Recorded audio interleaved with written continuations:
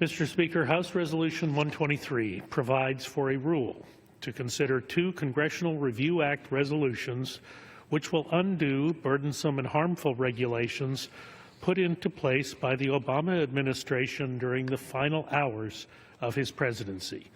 The rule brings before the House these resolutions so that Congress may remove, through the proper legislative process, rules promulgated by bureaucrats who remain unaccountable to the American people. This process allows those who are accountable, the elected representatives in the Congress, to fight for our constituents' rights and liberties.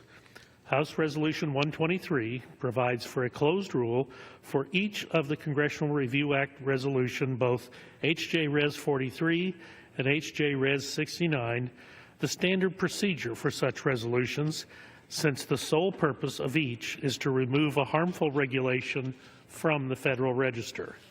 The rule allows for 1 hour of debate, equally divided between the majority and the minority leader or their designees for H.J. Res. 43, and 1 hour of debate, equally divided between the chair and the ranking member of the Committee on Natural Resources for H.J. Res. 69. On each resolution contained in the rule, the minority is afforded the customary motion to recommit.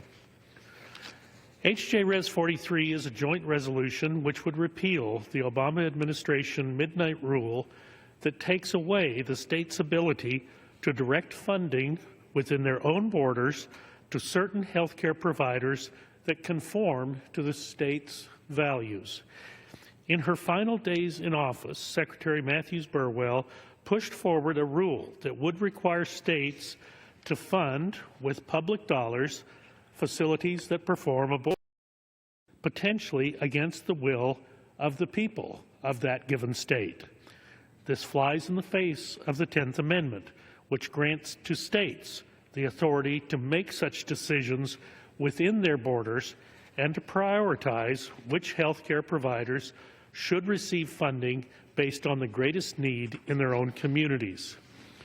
Those of us who care about the carefully crafted federal system in which our founding fathers set up, which allows different states to operate differently based upon their own values and priorities, recognized this Obama rule for what it was, a power grab by the federal government. This is why the House will take up this resolution today to continue the fight for states' rights, and will repeal this burdensome regulation that ties the hands of every state legislature and ties the hands of every governor in the nation. H.J. Res. 69, a Congressional Review Act resolution to repeal an overreaching regulation by the United States Fish and Wildlife Service, and usurps Alaska's ability to manage its own lands within its own borders. Federal law has long recognized that Alaska and her elected officials are in the best position to make the decisions on what actions to permit on the public lands in that state, whether those lands are federal, state, or private. Despite this long precedent, codified by Congress in the Alaska National Interest Land Conservation Act, the Obama administration moved forward in its waning days with a rule that imposes federal restriction on lands that have been, up until the end of the Obama administration, successfully regulated by the state of Alaska.